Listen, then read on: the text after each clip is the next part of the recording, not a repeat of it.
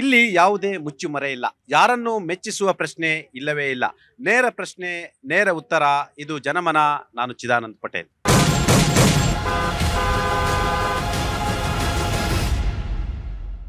ಬಹುಶಃ ರಾಜ್ಯ ಸರ್ಕಾರ ಇತ್ತೀಚಿನ ವರ್ಷಗಳಲ್ಲಿ ರಾಜ್ಯದ ಕನ್ನಡಿಗರ ಪರ ಒಂದು ಅತಿ ದೊಡ್ಡ ನಿರ್ಣಯವನ್ನು ತೆಗೆದುಕೊಂಡಿದೆ ಅಂತ ಹೇಳಿದ್ರೆ ಅದು ತೃತೀಯ ಭಾಷೆಯನ್ನ, ಹಿಂದಿ ಭಾಷೆಯನ್ನ ಕೇವಲ ಆಟಕ್ಕುಂಟು ಲೆಕ್ಕಕ್ಕಿಲ್ಲ ಅಂತ ಮಾಡಿರುವಂಥದ್ದು.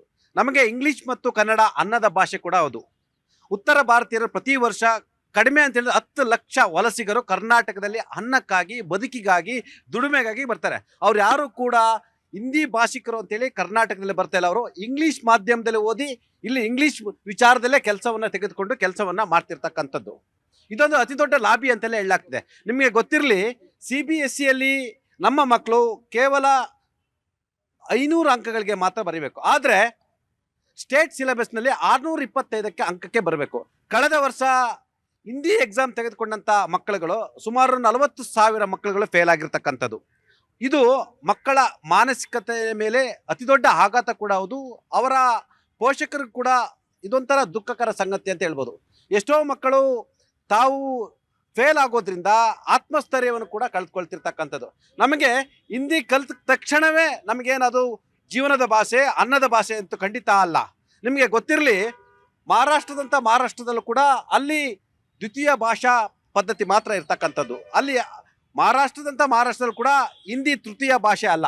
ನಮ್ಮಲ್ಲೂ ಕೂಡ ಇಲ್ಲಿನ ರಾಜಕೀಯ ನಾಯಕರುಗಳ ನಿರ್ಲಕ್ಷ್ಯತನ, ಅವರಿಗೆ ಅಸ್ಮಿತೆಯ ಕಾರಣಕ್ಕಾಗಿ ಇದುವರೆಗೂ ಕೂಡ ಅದನ್ನ ಪರಿಗಣಿಸಿರಲಿಲ್ಲ.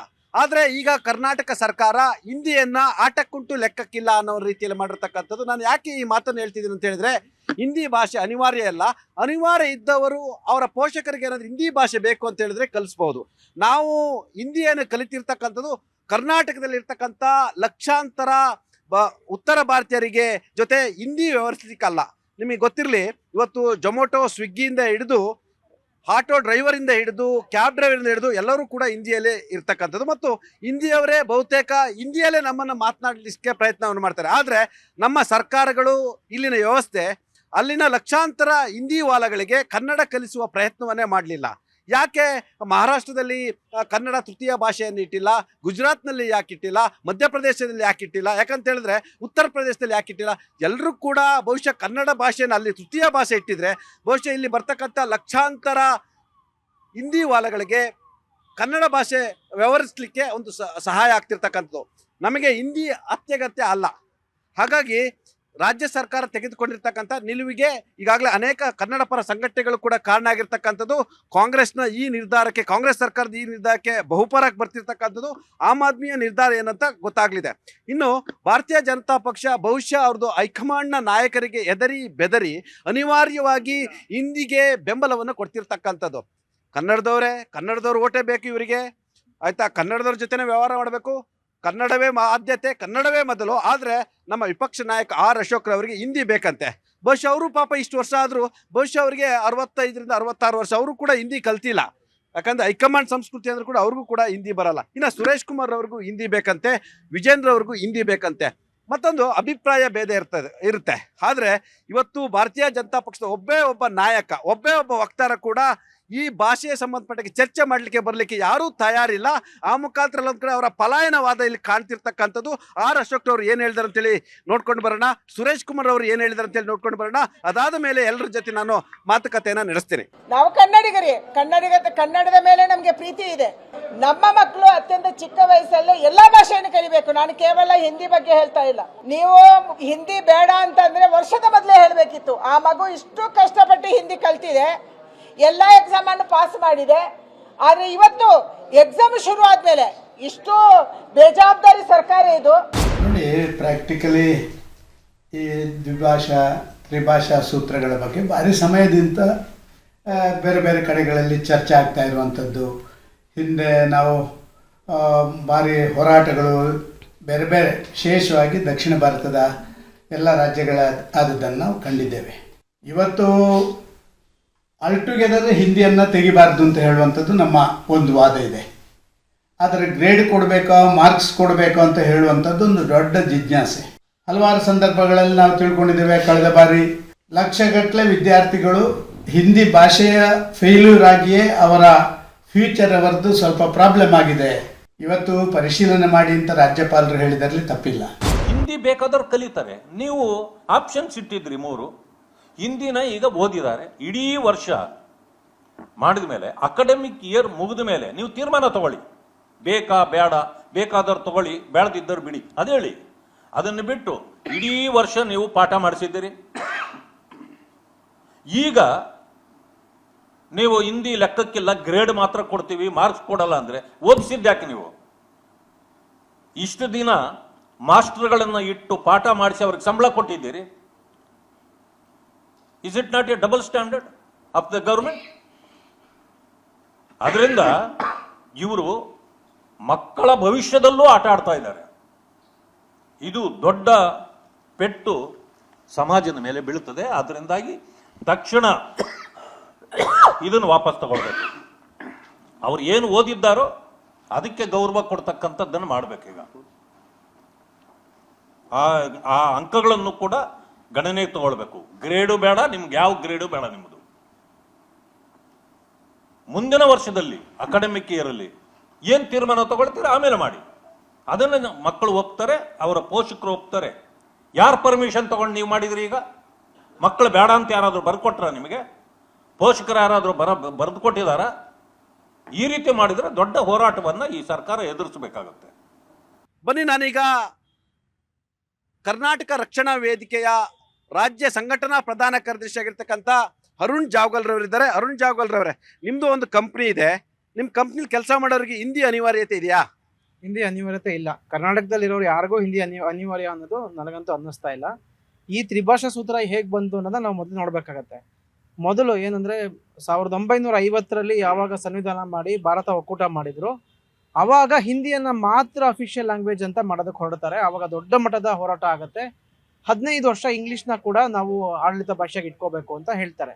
ಅಂದರೆ 1965ರಲ್ಲಿ ಮತ್ತೆ ದೊಡ್ಡ ಮಟ್ಟದ ಹೋರಾಟ ಆಗುತ್ತೆ.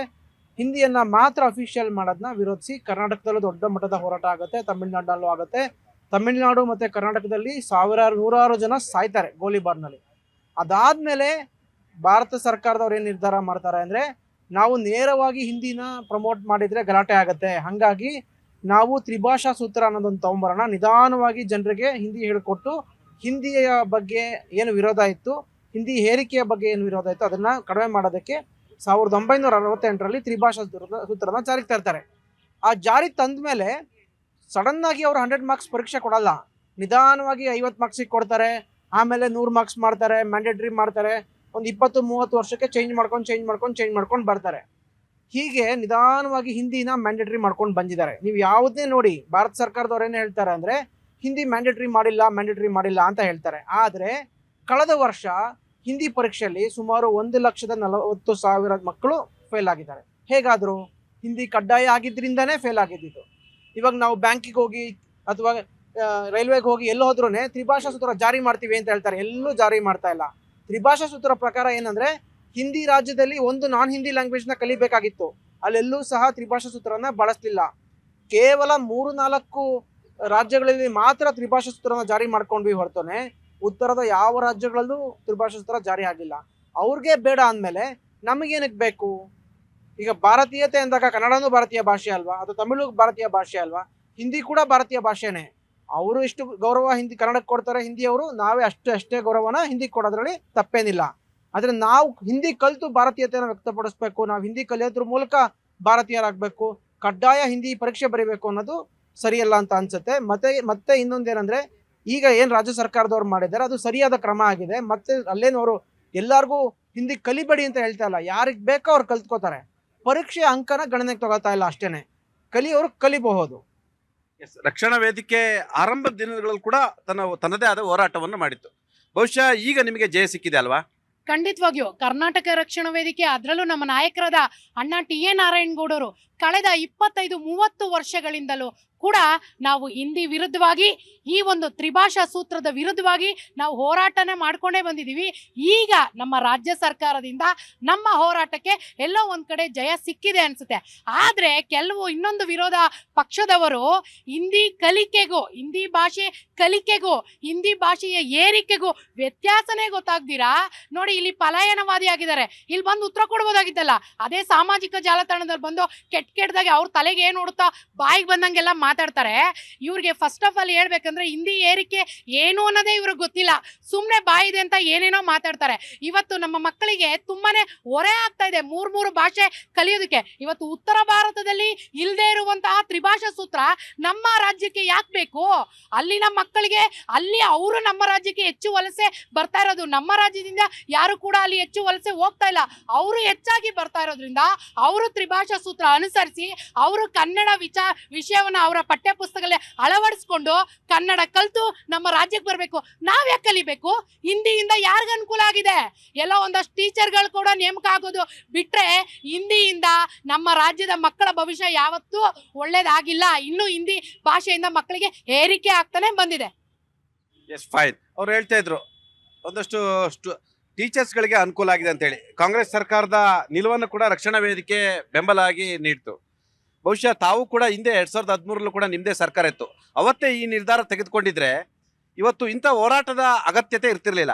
ಈ ವಿಚಾರವಾಗಿ ಕನ್ನಡ ಪರ ಸಂಘಟನೆಗಳು ಯಾರು ಹೋರಾಟ ಮಾಡಿದ್ದಾರೆ ಎಲ್ಲ ನಾಯಕರುಗಳಿಗೆ ನಾವು ಅಭಿನಂದಿಸ್ತೀವಿ. ಜೊತೆಗೆ ಇವತ್ತು ನಮ್ಮ ಕರ್ನಾಟಕ ರಾಜ್ಯದ ಕನ್ನಡ ರಾಮಯ್ಯ ಮುಖ್ಯಮಂತ್ರಿ ಅವರು ತೆಗೆದುಕೊಂಡ ಅನೇಕ ಕನ್ನಡ ಪರವಾದ ಒಂದು ನಿರ್ಧಾರಗಳು ಇವತ್ತು ರಾಜ್ಯದಲ್ಲಿ ಯಾವುದೇ BJP ಸರ್ಕಾರ ಬಂದಾಗ ತೆಗೆದುಕೊಳ್ಳಿಲ್ಲ.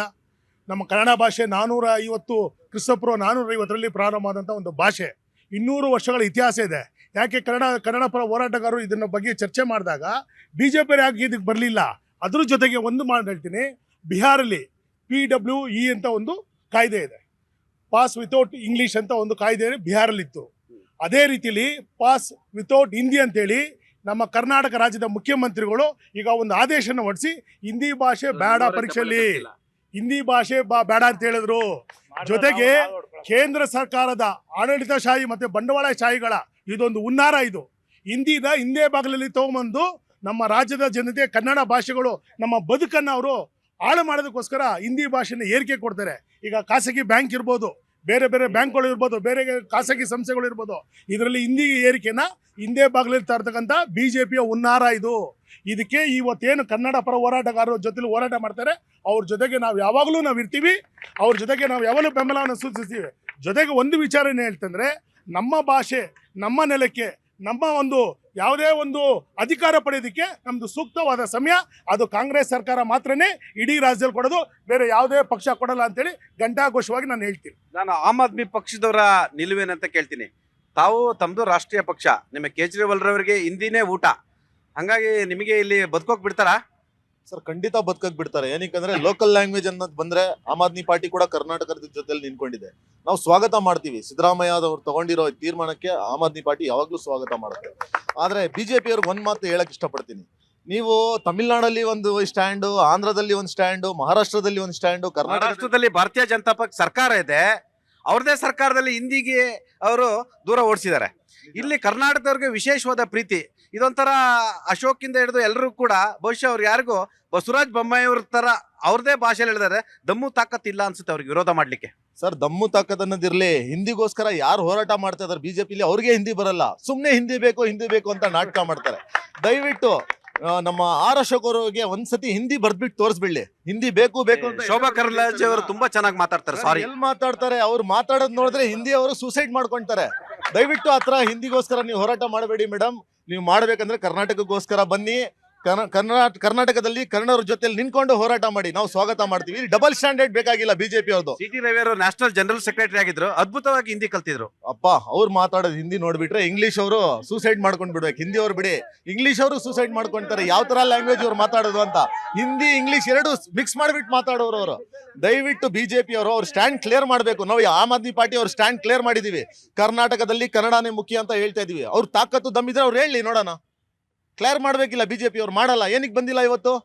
ಅವ್ರ ಮನ್ಸಲ್ಲಿ ಒಂದು ಬಾಯಲ್ಲಿ ಇದೆ ಅಂತ ಅವ್ರು ಬಂದಿಲ್ಲ ಅಷ್ಟೇ. ಕೇಳ್ತೇನೆ, ಹಿಂದಿ ಬೇಕಾ? ಅಭಿವಹಿಸಲೇಬೇಕು ಸರ್. ಒಂದ್ ನಿಮಿಷ ಹೇಳ್ತೀನಿ, ನೋಡಿ ಕರ್ನಾಟಕದಲ್ಲಿ ಕನ್ನಡನೇ ನಮ್ಮ ಅಸ್ಮಿತೆ, ಕನ್ನಡನೇ ನಮ್ಮ ಉಸಿರು ರೀ. ನೀವು ಇನ್ನೊಂದು ಬಗ್ಗೆ ಇರ್ರಿ ಸ್ವಲ್ಪ, ನೀವು ಮಾತಾಡ್ಬೇಡಿ, ನಾ ಮಾತಾಡ ಬಿಡ್ರಿ,